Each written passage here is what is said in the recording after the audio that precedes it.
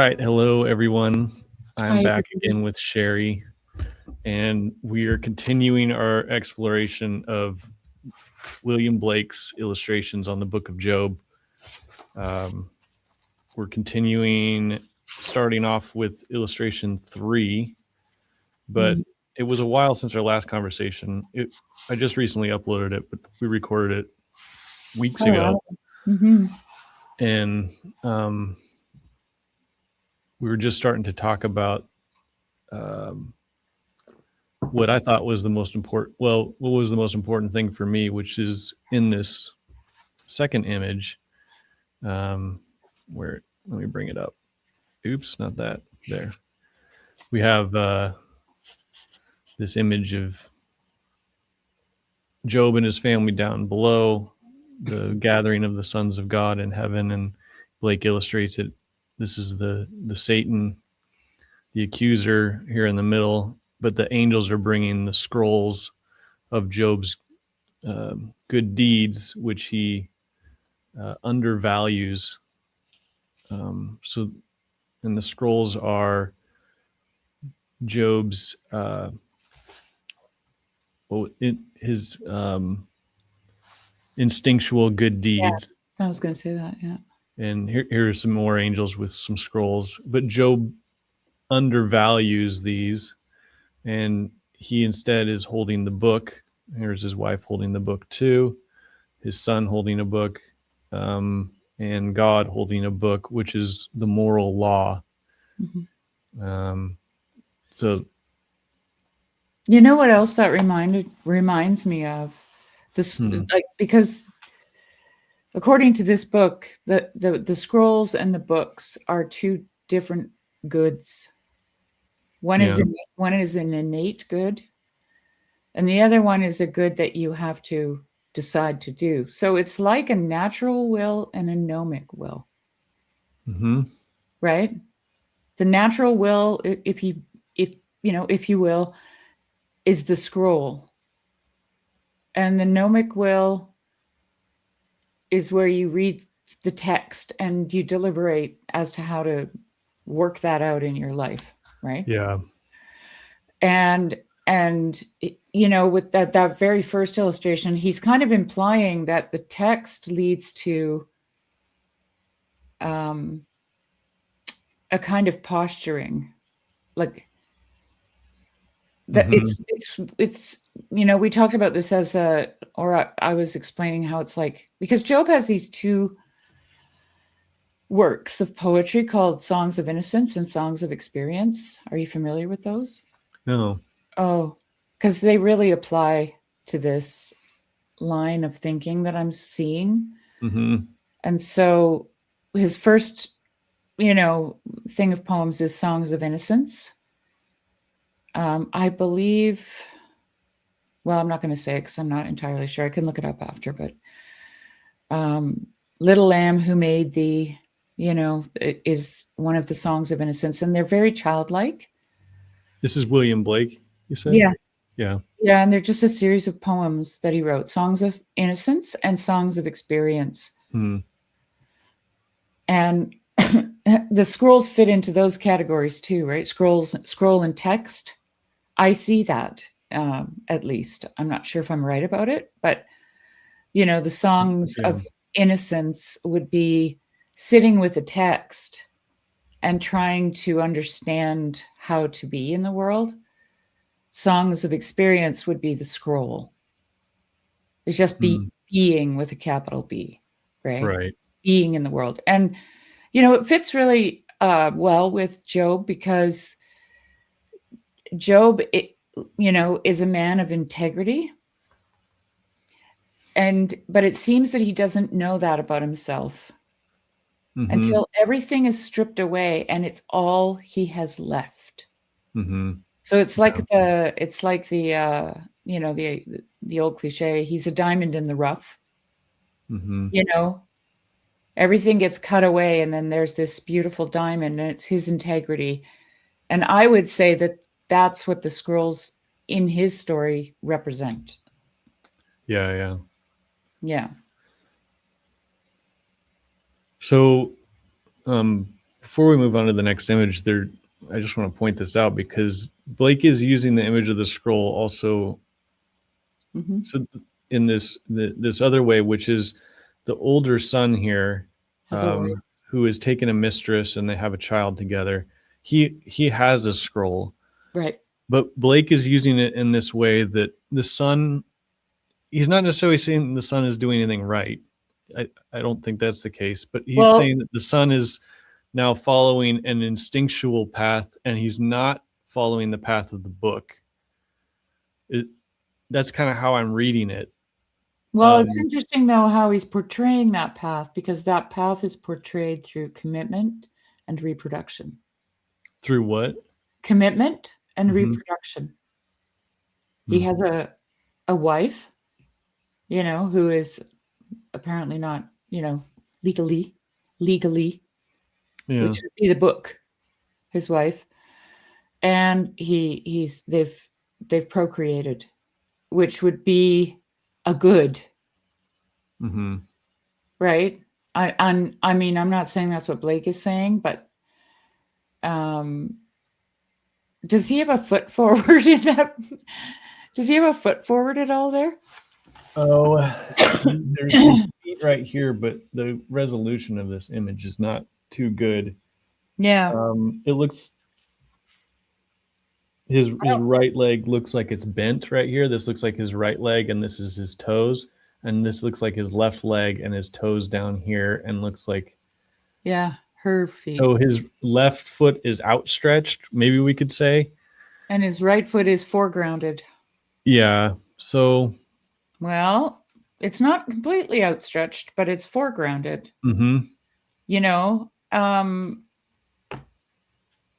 It is dark here too. There's this shadow being cast on his right foot. So, yeah, who knows?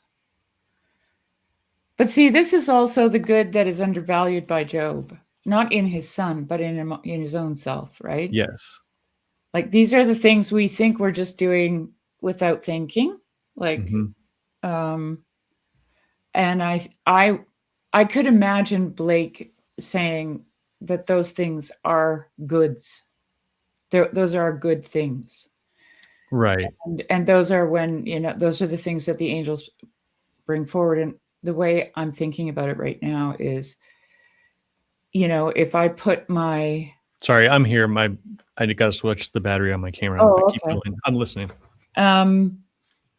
If I put my sheep out into the pasture with a ram and they deliberate as to whether or not it's morally good to procreate with him, then I'm going to not have any lambs in the following year, right? Like, for me, what would be good is if they didn't deliberate. Okay. That would be the best possible scenario, that they would just naturally enact, the innate instincts that they have and procreate, which is a co-creation I would say in Blake's mind. It's a co-creation with God. Yeah, so, but isn't that more animalistic? And that Blake's actually, this is how I'm picturing it, and it may not be so simple, but the son is kind of wanting to retreat back into the instinctual and the more just sort of base level. Not that anything's wrong with that, but that retreat is not necessarily a good either. Why do you think that? Is there a reason you think that? Like, is it in the story, or is Blake talking about that? I'm just wondering. Well, because I don't see Blake. Maybe we should just move on to the next image. But I guess I don't see Blake as holding the son up as someone who's doing right. Well, I don't think he's evil. I don't think Blake is saying that he's evil and doing something like absolutely wrong. But I don't know. Well, this is something it's a question for me still. Yeah. I definitely don't think he's calling it evil. But there's a lot going on. I mean, he's next to Job. He's on Job's left hand. He's looking at him. But he's also the firstborn, right? Yeah. Firstborn next to Job. So I don't know, keep those things in mind because Blake's just got so much going on. Yeah, and Blake is never one to be so black and white about things. He's sort of subtle. He's subtle. He has something to say, but he's never like His morality is, and I would say this, Blake's morality is not immoral, it's spiritual. Yeah. That's his the greatest morality is a spiritual one. Mm-hmm. And so, you know, I might even go so far as to guess that he would imagine that the God-given innate, instincts are spiritual moral goods, something Mm-hmm. like that. But anyway, let's go on the third one now. Yeah, because we can get lost in I this. could talk about this image forever, probably. Okay. Yeah. All right. So You probably could. This is image 3 or illustration 3. It corresponds with, well, the verse here says at the bottom, thy sons and thy daughters were eating and drinking wine in their eldest brother's house, and behold, there came a great wind from the wilderness and smote upon the four faces of the house, and it fell upon the young men, and they are dead. So here we have, this is the Satan, and here's the wind, and look, it looks like fire too. We have the eldest brother here in the middle with his child. He's sort of trying to uplift him. Let's just read the description, because Blake in the description there, it's sort of it's there, but let me read this first. The fire of God is fallen from heaven. So this is written in the clouds, and remember, the clouds represent sort of the mind. What's encapsulated in the clouds is in the minds. And then below this it says, and the Lord said unto Satan, behold, all he hath is in thy power. All that he hath. All that he hath. Behold, all that he hath is in thy power. Yeah. And then the verse is there at the bottom. Okay. Do you want to read what it says in the book? The dissipation of the children can be ignored only so far. Job learns that his 6 younger sons have followed their eldest brother's example. They have all taken mistresses. Job's wrath explodes. Is that in the story? No. Or is this just... This is Blake's interpretation. And okay, we have to remember that this guy is writing this about Blake. And I know. I'm assuming this guy knows Blake well, but he's saying, well, we'll keep reading, because he's saying that this represents Job's wrath upon his children for their disobedience and taking their mistresses. You know what? I just want to point this out. Every illustration at the bottom of his write-up, it says cycle, state, I, contrary. Cycle first, state, innocence, I, Lucifer. And then on the third one that we're doing now, it says state, experience. So I was right. Oh, yeah. Innocence and experience, the songs of innocence, the songs of experience. Maybe we should take some time to go read a few of those at some point, like, in a... Yeah, that'd be a good idea. Okay. Sorry, I just got thrown off balance there when I read that. The dissipation of the children can be ignored only so far. Job learns that his 6 younger sons have followed their eldest brother's example. They have all taken mistresses. Job's wrath explodes. Satan, the accuser born in Job's own brain, destroys his sons and their women, demolishing them and their classical palace of delights with lightnings and black hellish fire from Job's heaven. The eldest son tries to rise on his left foot and save at least his illegitimate boy from the shame of his birth. But all material means fail him. One brother falls in the position of the crucifixion upside down. in which the lower desires rule both heart and head. Beneath him is a heap of massy plate, which includes a wine goblet, the wealth that has caused his degeneration. Another brother appears effeminate. Their 7 concubines are also destroyed. One of them lies with her feet on a timbrel and a lyre beneath her left hand. The music she had degraded to secular pleasure. The death of the sons is not to be understood according to the letter. It is a spiritual act. After the family quarrel, the sons are as dead to their father. The 3 daughters do not appear here. It is not recorded that they were killed, and they reappear later. So do the sons in illustration 21. In the margins, the flames are repeated. 2 scorpions raise their stings, and coils of the great serpent, who is the religion materialism, now begin to be visible. Wow, that's a serious reinterpretation of the story. Yeah. So, I mean, honestly, Jess, I mean, you know the Book of Job inside out. There's no mention of concubines, right? no. Yeah. Well, and the way we talked And about it, illegitimate children. which I like and I argue for when people argue against it, which is Yeah. is that the feasting and the inviting of the sisters was all it was all legitimate celebration. It And was for a birthday or two, something too, right? yeah, that each one on his day. I saw someone interpret that as birthday. I really like that because of Mhm. other connections in the story in the book of Job. But Blake interprets that the sons have gone astray, Mhm. and that Job, in his adherence to the law, the book, then acts out the wrath of Satan, Yeah. and that you can even see between the image before this. So we have sort of the structure of the image. We have God at the highest spot, and then the sons of God in this sort of hierarchy down to Job and his family. And then you switch to the next image, and then you have Satan in that spot where God was, Mm.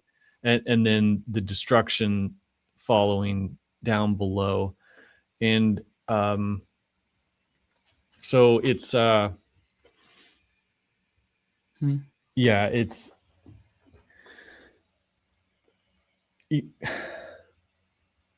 this is where I have trouble with Blake, because I don't like I can understand sort of his thoughts on their own, sort of like the law versus the spirit, or the books versus the scrolls, this Yeah. kind of thing. But actually, like, placing that into the story of Job feels a little forced to me. But I'm willing to like Well, suspend that to explore this. right. But Because still, I have to okay, mention it. so let's talk about it psychologically, because that's how Blake is approaching the Book of Job. Mhm. So this is going on in Job's head. This right here, this destruction, right? He's angry, and he's not literally killing them, but he No. killed them because they're dead to him. Yes. Okay, so that's what this is saying. From this is how Blake is interpreting the story. He's interpreting the story from a psychological point of view. So Yeah, and that so the God of the law. So like, even in this previous image, this is Job's God. This isn't the real true God. This is Job's image of God, and that's why he has the book. And then at some point, the God of the book then gives authority over to Satan to then to do this. which is So interesting from a psychological point of view. you can understand it, because like, if you're very strict and you want things by the letter, you can be overcome by your anger and then lash out at your children if they're not obeying. Like, I think is it that simple? It is, in a way. I mean, I just know, like, the very little that I've plunged into to William Blake, was studying Jerusalem with Michael Martin. Mm-hmm. And Jerusalem is it's an image of the heavenly city, but it's also England. Like, it's England. And all of the passions take on, well, actually, it gets really complicated because he calls them emanations, and they're fragmentations of a human being, of humanity, basically. And they all, some are female and some are male, and they all have different frailties, let's call them, or weaknesses that condemn them, right? So they go down, they go into the darkness of their own, which is what this guy's talking about here when he says, where is that now?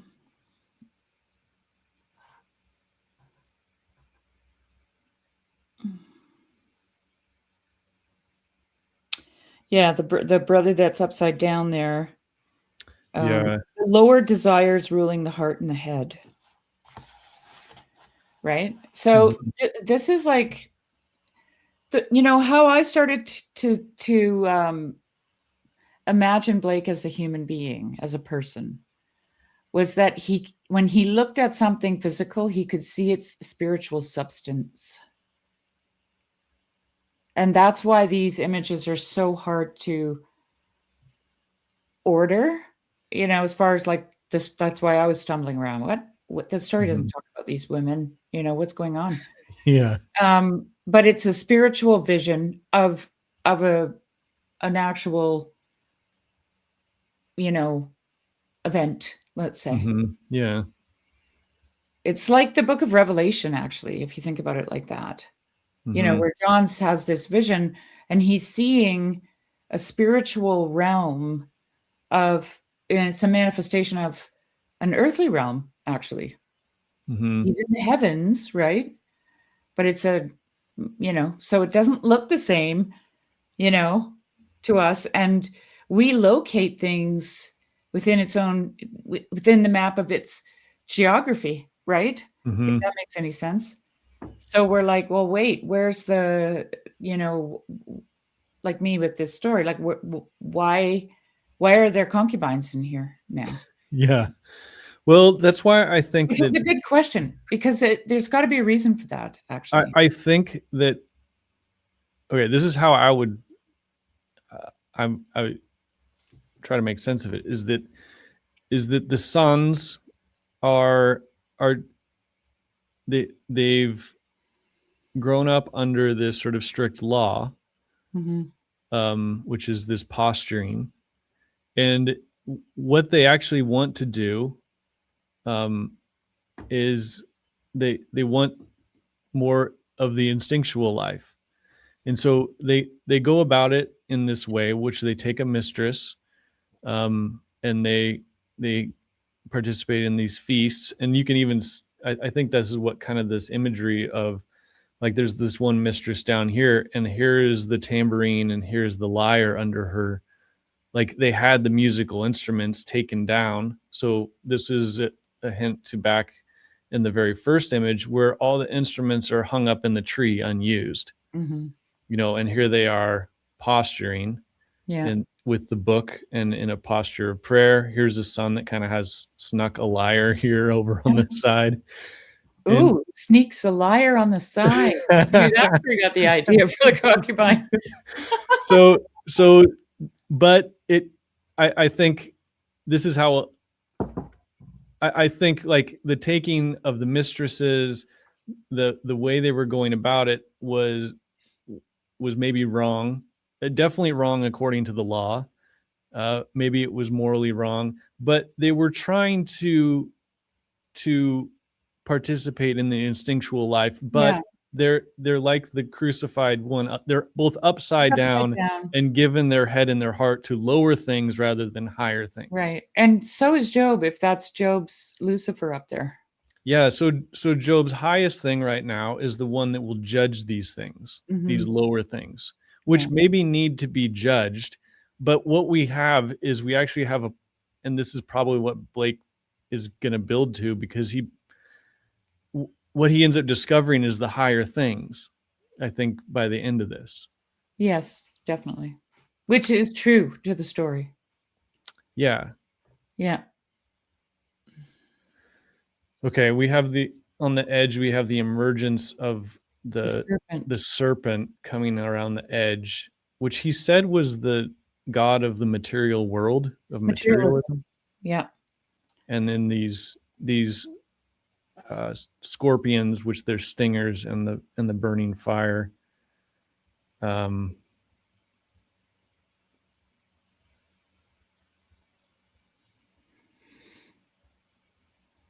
Okay, I'm going to move on to the image illustration number 4. Well, let me just add, you can keep it here, but I just wanted to say, so Blake hated the Enlightenment, okay? Mm-hmm. Like he literally despised the Enlightenment because it reduced, and this has to do with his, let's call it second sight, his ability to see into a spiritual realm. Because it reduced everything to the one-dimensional image that, so the only thing that was real was what you could see and what you could touch and what you could measure. He often talks about that materialism as a thing you can measure, things you can measure, right? If you can't measure it, then it's not real. So he's got, like, you probably know the image of Urizen, who has got the compass and he's, got all that light behind him and he's measuring, right? So there's this. And of course, so the two things for Blake is imagination is divine and rationality is Luciferic. Because it reduces the world to, with the imagination, you can explore the spiritual realm. And with rationality, you reduce everything down to what you can see and touch, and measure.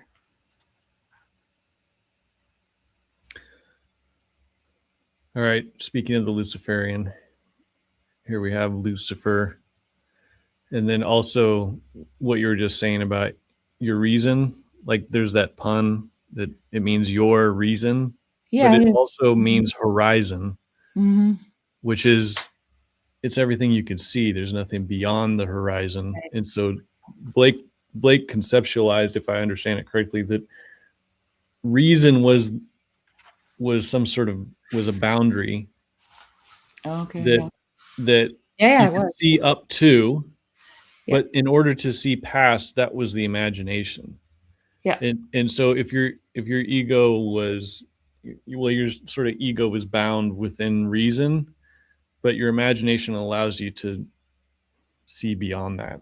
And so I think of that when I see this is the horizon, and there is Satan, Lucifer. King of the horizon, Lucifer, king of the horizon. And he's also your reason, an angel of light, which I'm just throwing this out here. I don't know if it's true or not, but he might be, because the Enlightenment was enlightenment. Okay. Just saying, I don't know if they were calling it the Enlightenment during the Enlightenment. Did they? Or did they know what it was? I don't know. It's usually a historical term, later on, right? But yeah. But I think Blake had the vision to already know that, right? That they thought they were enlightened, but they were actually retreating into the darkness. They were, and yeah, I just keep thinking about that last part of Job where God says, "Who obscures knowledge, understanding? Who obscures me with words without knowledge? Who obscures me with words without knowledge?" I think of that, especially with the clouds that he's got going on in the illustrations, because they can't really see through the layers, right? Into the spiritual realm. Anyway, go ahead. Yeah. Well, we have the clouds around the outside. Mm-hmm. We also have, and this is a quote, these are both quotes from Job. And there came a messenger unto Job and said, the oxen were plowing, and the Sabians came down, and they have slain the young men with the sword. And this is, then Satan. it says below that, Satan, who said to God, going to and fro in the earth and walking up and down on it. So there he is on the earth. Yeah. So this is when Job receives the news. Yeah. And so at the bottom it says, and I only am escaped alone to tell thee. Yeah. While he was yet speaking, there came also another and said, the fire of God is fallen from heaven and hath burned up the flocks and the young men and consumed them. And I alone am escaped alone. I am escaped alone to tell thee. Yeah. So we have the messenger coming. Oh, but I do want to say, stay on the outside for a second. These two angels are slain. Looks like they was slain by the Satan, but these were the angels that were weeping over here, probably in this frame. And now where are they weeping? Sorry. There's four of them. There one on either side of the oh, I see pillar them here, and then one on either side here of the flame. I see them. Yeah. So I imagine that, there's not necessarily a 1-to-1 on a lot of this stuff. They actually look like they're guarding. They're guarding the pillar of cloud and the pillar of fire. Something like that. Their head is bowed. In the description, this is one of those things where in the description it said they're weeping, but I don't know. Oh, how okay. I mean, they have their hands up, but I can't tell if they have their hands on their face or if maybe they're even like in prayer or. Right. It's pretty basic. Very sketchy. Sketchy. Definitely. Okay, so. And so then here they're slain. Oh, they're laying on the top. Yeah, so there they are. They're laying across the top now. Like that. Sorry. Yeah. And I have to tell people I didn't even look at this before we started, so no, that's why we're going through. I'm discovering as we go. I thought those were hands on the top. No, it's two bodies. Two dead angels. And two dead angels. Oh my God. Here's the proud Satan having slewn them. Yeah, because they would be what hedged Job in. Don't you think? That's what I'm wondering about the. Yeah, well, you think about in the other images what the angels were doing. They were defending Job. They were praying or weeping for him, and now they're gone. And you can kind of, well, in Blake's understanding, now that the Satan has taken over and allowed to pour out his wrath on his children, then the angels have also, quote unquote, have been slain. Yeah. Here, I'll read the little, it's a short description here besides illustration 4.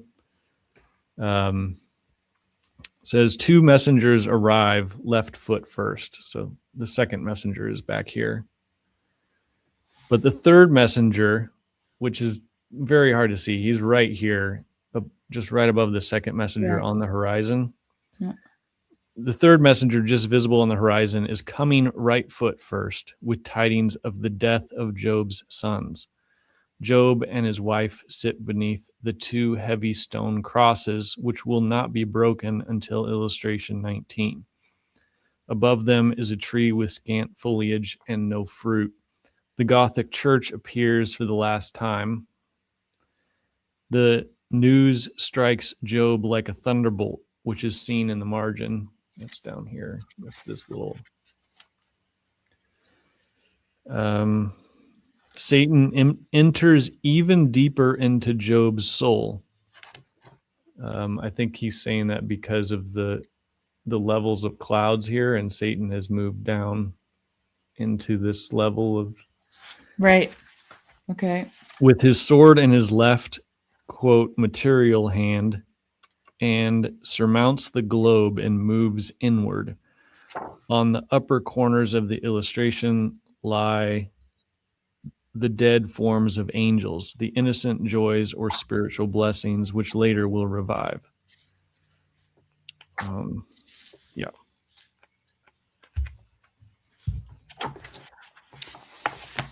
I'm stuck on that cycle, state, I, and contrary. I mean, I know contrary is the illustration that is the opposite to it. And it's the first cycle in the story. And it's a state of experience. So, this is what happens when you're having an experience, right? This is an experience. But the I part, and I was just looking through the book to see if this guy actually describes what that is code for, because the first three illustrations, it's the I is Lucifer, and this is spelled EYE for those listening. The second one is Lucifer. The third one is Molech, and the other one is Molech. And this one, the new one that we're doing. And so I just looked up what Molech means to Blake. Get ready for this, okay? Okay. Molech represents both an ancient deity of human sacrifice and a personification of oppressive state religion that demands that innocent life, particularly children, be surrendered to strict moral and societal laws. Specifically, Blake casts Molech in two prominent conceptual roles: the executioner and the second eye of God. Those are the same. Blake adapted a biblical idea into what he called the 7 eyes of God, 7 historical periods and attempts by the divine to awaken fallen humanity, which is Albion, which is that perfect human being in the poem Jerusalem, in the long poem. In this sequence, Molech is the second eye, representing the era of strict religious law, wrath, and the executioner mentality that requires sacrifice. So that makes this image make a lot more sense to me, because it comes after the image of posturing, piety, and the church is in the background. And he says here that this is the last time we'll see the church, the state church, right? It kills the children, kills the innocents. That's how, and this is how Blake sees these things. Like, he draws them as death and destruction, but it's by, if he was to write it down propositionally, it'd be like the state church is killing the innocence of small children through moral code. Right. So that makes this whole thing make more sense to me now. Because the one thing that's really difficult about Blake is he has his own language. Yeah. He has his own language, and it's all symbolic, and he names things, and the names feel like they're getting switched, and you're just like, because they actually are being switched in the spiritual realm, because things are transforming and morphing all the time. Yeah. And I think like towards the end, these get redeemed. So is that the eye? What does it say at the top of that? So this is the. Oh, there it is there. Oh, yeah. So this is so here's illustration 1, 2, 3, 4, 5 through order.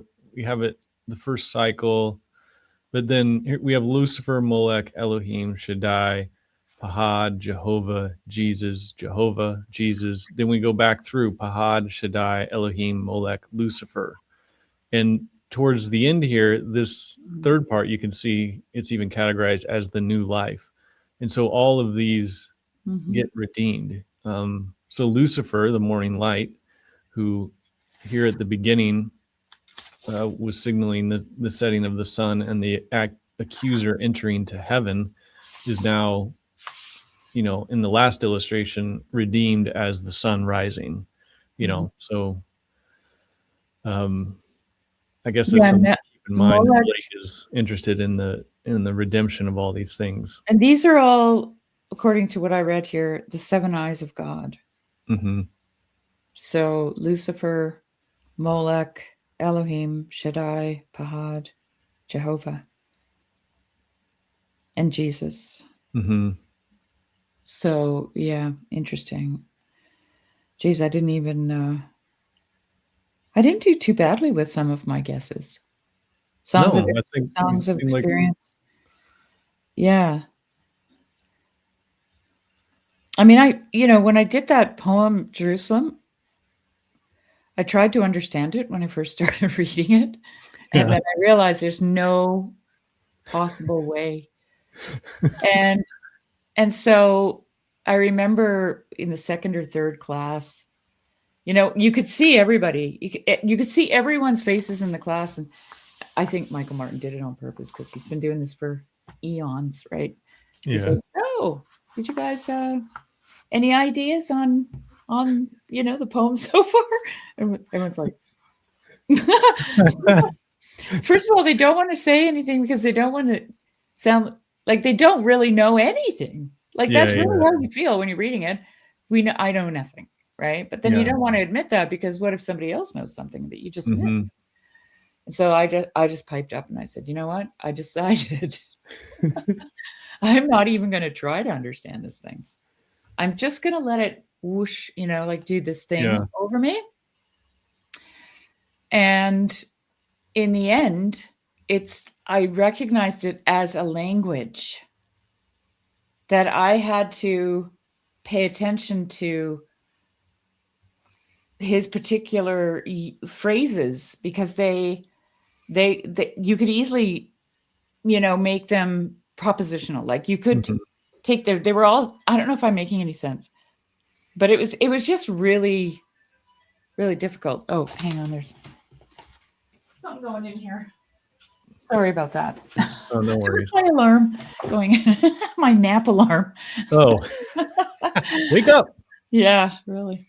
Um, but what I was trying to get at with that, talking about that, was that as soon as I said that, everybody's like, "Yeah, me too." And I think everybody in the class was kind of wondering, "What the hell are we doing here? Like, this is just impossible." You Yeah. know. But interestingly enough, Jess, as time progressed and people just didn't try to understand it, it kind of worked on you, Mm-hmm. you know? So anyway, there's hope for us yet. That's what I'm saying.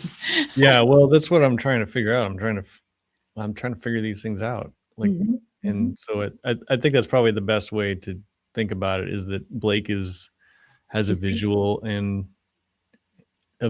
language that he's doing all this with, and just trying to understand how he's going about it. I think what I'll do, I'll actually prepare for the next one here. I think what I'll do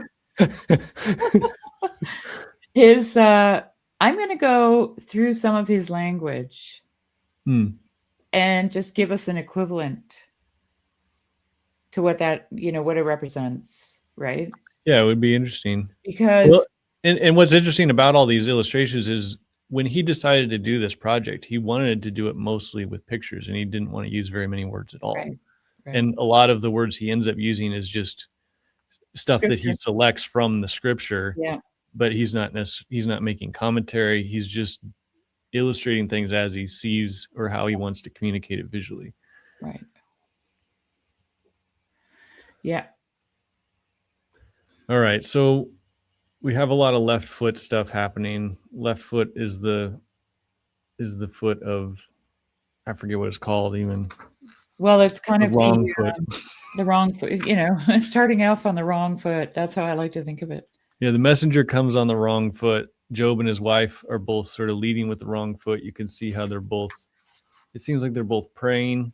Job is clearly looking up to God, or Hmm. um, he's shocked by the news.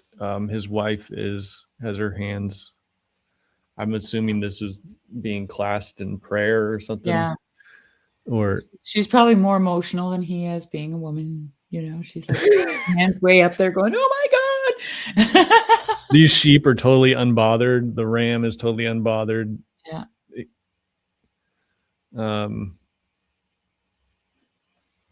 And the church is in the background. And then we have these stone pillars, which he calls crosses, but I think in later images it's you can see it here in the next image. Mm-hmm. It's a stone. It's like one of those megalithic structures or whatever. And it's a call back to. It's a falling back from the cathedral to the druidic, or I don't know what it. He hated druids, but they didn't have the same standing. It's a fall back into some sort of pagan thinking, or maybe transactional. It comes up a lot in Jerusalem too. I'm just gonna I'm gonna find it here because this is what I mean about his language, right? Mm-hmm. Everyone's like, "What? Blake didn't like druids, but he was so weird. I thought he'd love druids." Yeah.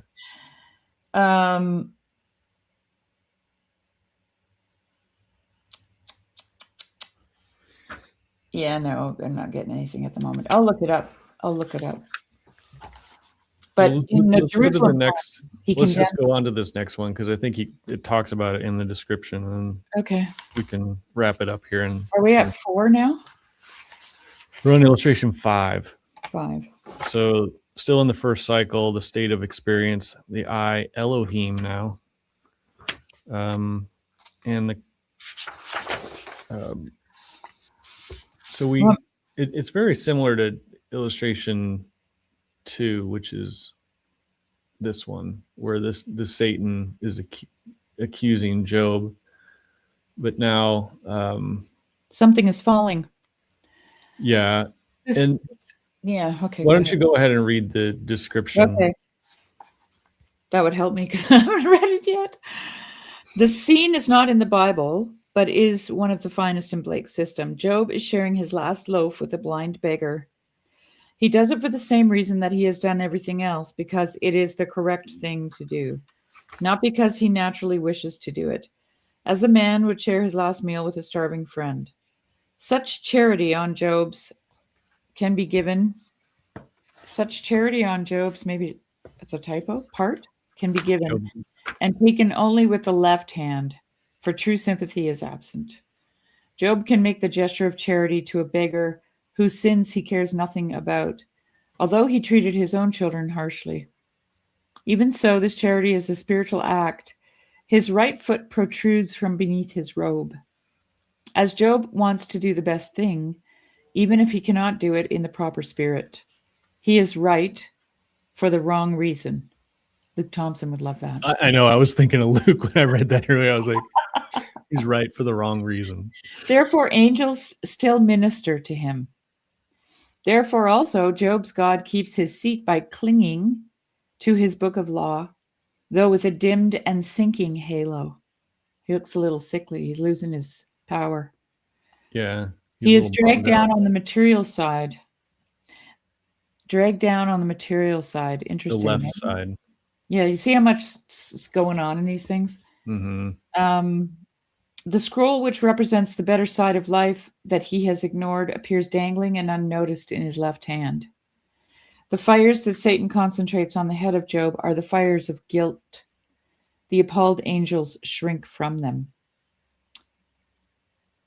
The Gothic church has disappeared, for Job is now in error. The Druid architecture has replaced it, symbolic of the primal, brutal religion of moral law, which sacrifices others but not the self. Okay, yeah. And I think it's also, if I remember correctly, it's transactional, Mm-hmm. The sympathy of Job's wife is in direct contradiction to the biblical account. There she urged her husband to curse God and die. Here she supports her husband with perfect confidence and love. The margins are filled with flames and briars, and below is the serpent at last fully revealed, though not to Job. The Leviathan, I would call that. Mm-hmm. But you know, it's interesting because it's almost like there's an equation here between Job and his wife and Adam and Eve. And that would make sense. I mean, because for Blake, these, like with his language, the people are representatives of aspects of human nature. Mm-hmm.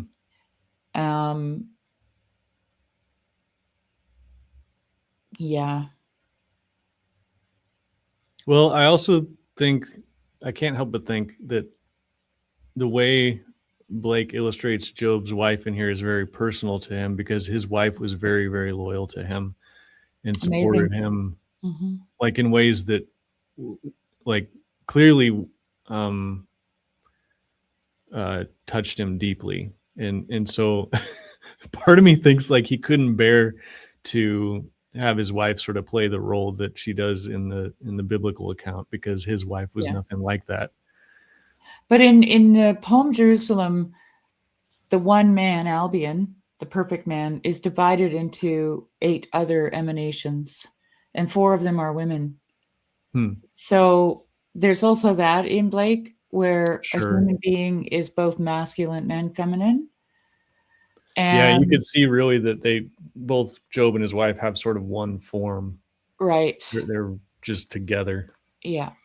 Yeah. And, you know, I mean, because he sees with spiritual eyes, and he really did. Like he saw visions as a child. Mm-hmm. You know. There was a portion in the Jerusalem poem, I don't remember exactly where it was, but it was talking about gates opening and blood gushing out and all this, you know, like it was really visceral. It was really, you know. Mm-hmm. And I said to Michael, because Michael's like, I don't really know what this is, Michael Martin. And I said, well, you know, it sounds like a miscarriage. He goes, oh my God. Right. Because his wife had a miscarriage that deeply affected him. And he could, and so this gives you a little bit of insight into Blake, is that he would see that as a revelation of a spiritual state. That's what he does with it in the poem. The whole country of England is miscarrying, right? Yeah. To him. But then he describes it in this very personal way because he saw it, you know, obviously. So anyway, these are the hard, this is why anybody who's intellectually honest and talks about Blake, and there's a lot more people with more knowledge than I have, that's for sure. They just always just say, maybe. Who knows? Yeah. I mean, it's clear that Blake is thinking of more than 2 or 3 things at a time when he's doing these.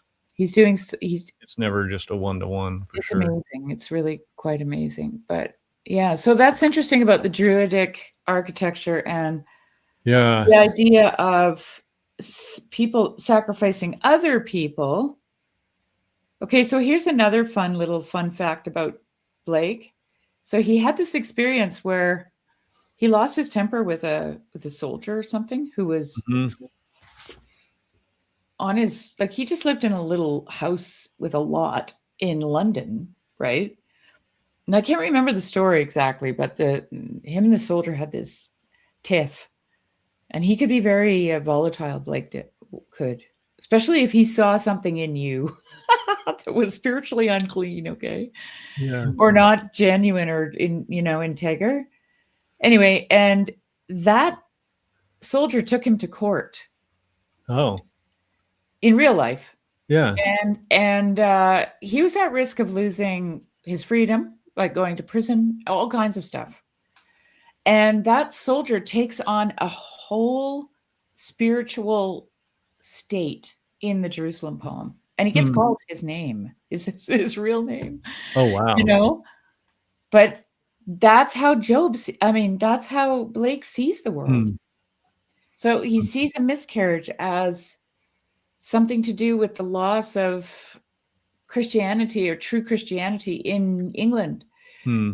He sees this soldier who is dishonest and trying to just rob him of his whole life, Yeah. basically, as a manifestation of some horrible spiritual being. And I mean, honestly, Blake takes the verse principalities and powers Hmm. absolutely dead seriously, Hmm. Jess. Everything is in submission to a Hmm. principality and power, in my opinion, you know. Yeah. Yeah. So there's really lots to learn from him. I mean, if you can learn his language a little bit, you can see things differently, really. Yeah. That's what I'm trying to do. Yeah. Well, it's this idea of Job's God being Hmm. Job, because I rewatched our conversation just to refresh my memory, Yeah. and it's the God of your own understanding, Hmm. right? It's why creedal Christianity or creedal religion doesn't actually have hold water for me, because there's no way that you can get people to sign on the line the statement of faith honestly, because they all have their own image in their heads of God, Hmm. and they have to go through the cycles, as Blake would put it, right? They have to go through Yeah. the stages of innocence and experience, and you know attaining. And of course, Blake is famous for his Jacob's ladder, which is a spiral up, right? Hmm. Evolution of consciousness. So I mean, if you could spiritually see the God that sits at the top of the throne of every person in your congregation, they'd probably all look like the person sitting below Hmm. to a certain extent. Yeah. Well, I mean, that's clearly happening in these illustrations. I mean, And it's then, true for me. It's true for me. Okay. yeah, it's true for me too. Yeah. Because we don't know, we haven't seen his face, right?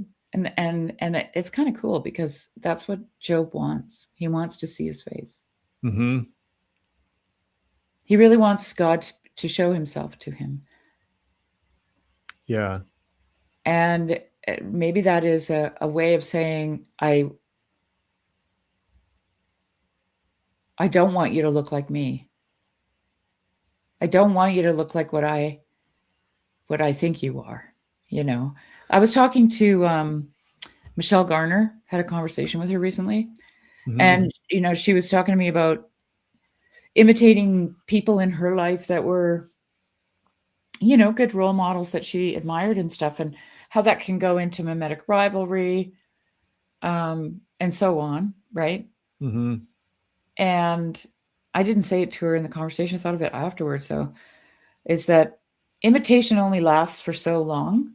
And then first of all, you bump up against the fact that the person you're trying to imitate isn't, like, you're not them, Yeah. which is what she said, right? So you bump up against this reality of, I use the example of, playing house and I'm the mother. And so I'm imitating my mother, Yeah. right? Yeah. And then suddenly I realize, no, I'm actually just idealizing my mother, right? My Yeah. mother is actually flawed. She's not Clinking the perfect. glasses. Yeah, that's right. And and then you go through a little phase of imposter syndrome, right? Where you feel like, oh, am I me or am I just them? Because you're imitating. But Hmm. that would be like songs of innocence, because that's how Hmm. children learn, is they imitate. Hmm. And there's something to what Blake is illustrating here, with God looking like Job, with this human desire to learn through imitation, because that's how our children learn. Mm-hmm. I mean, newborns can imitate grimaces on their mother's faces, Yeah. right? That's what they do. That's how they start to feel who they are and what they're capable of, you know? Mm-hmm. And if you've got like a third kid, the third kid's always trying to imitate the other two, you know? Mm-hmm. So, but then at some point you've got to stop imitating. And it seems like that's what, in a sense, that's what Blake is showing us here in this first cycle.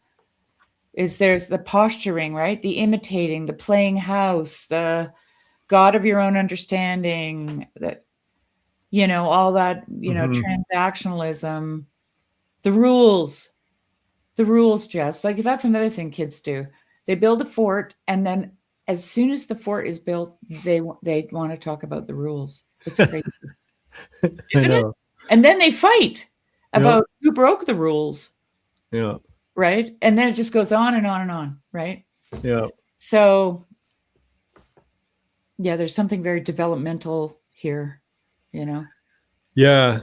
Well, and it also it's sort of the downfall of the book, and then we have Mm.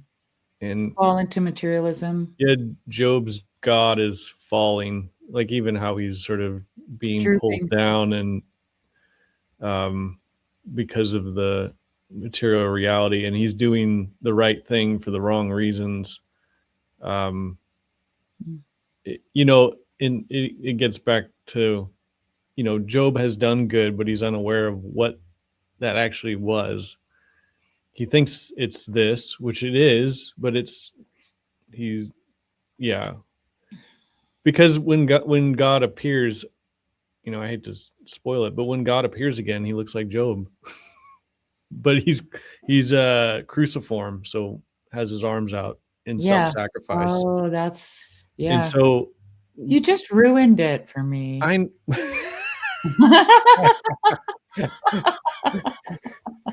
well, we had to go there. Yeah, but you know what? The other thing I wanted to mention about this image is Mhm. I thought of when Jesus says, "I see Satan fall like lightning." Yeah, that's the other thing about it is Satan is falling, and Yeah, he has the and same leg posture as that older son. brother, yeah. So I've always he's thought. Oh, go ahead. well, Sorry. and up here it says, "Behold, he is in thy hand, but save his life." So there is and right above that it's Yeah, Job's justification. He said, "Did I not weep for him who was in trouble? Was not my soul afflicted for the poor?" yeah, that's that giving the guy bread because it was the right Mm-hmm. thing to do. I mean, that Yeah. is so convicting, don't you think? When you think about it, it it shouldn't make you pause and really self-examine. Um, and I know without Blake's, you know, um, pointing it out, for Mm-hmm. myself, I've thought about like, do I do things because it's correct, or do I do things because I'm being asked by God to do them, or it's in my nature to do them, good things I'm talking about, right? Mm-hmm. And it's really hard to know because these are all these stupid moral questions. They're just trolley problems, Jess, Yeah. right? Um, yeah, anyway, we could talk. I'm looking at the text at the very bottom of this. I didn't read it before, but it says in big text, "Then went Satan forth from the presence of the Lord." But right underneath it, in very, very small text, And it it grieves me. says, "And it grieved him at his heart, who maketh his angels spirits and his ministers a flaming fire." That's from Psalm Wow. 104. Wow, he's really And I think the broken. grieving at his heart is God's grieved by everything that has happened. Hmm. Well, that saying that Jesus says, I saw Satan fall like lightning. Mm-hmm. I've always thought that is a psychological observation. Mm-hmm. Something happens in the human psyche. If I was Carl Jung, I'd say in the collective consciousness. Mm-hmm. And I don't remember, I have to look it up. Actually, I've been threatening to do that recently. Still didn't. But when it is that Jesus says that, if it's before the crucifixion or before the transfiguration, or I can't remember if it's before the but it's after he sends out the 70 to go heal and cast out demons in his name. And they come back and he says, I saw Satan fall like lightning. Because that is such a Blake thing for Jesus to say.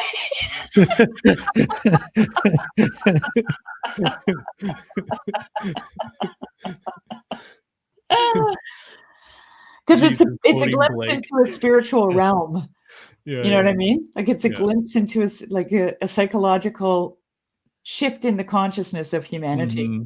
You know, and it totally makes sense that it would be when he sends out the 70. Yes, of course. Mm-hmm. Yeah. All right. Well, this was great. Thanks, Shari, for joining me, and we shall do it again soon. We will continue next time, starting with illustration 6.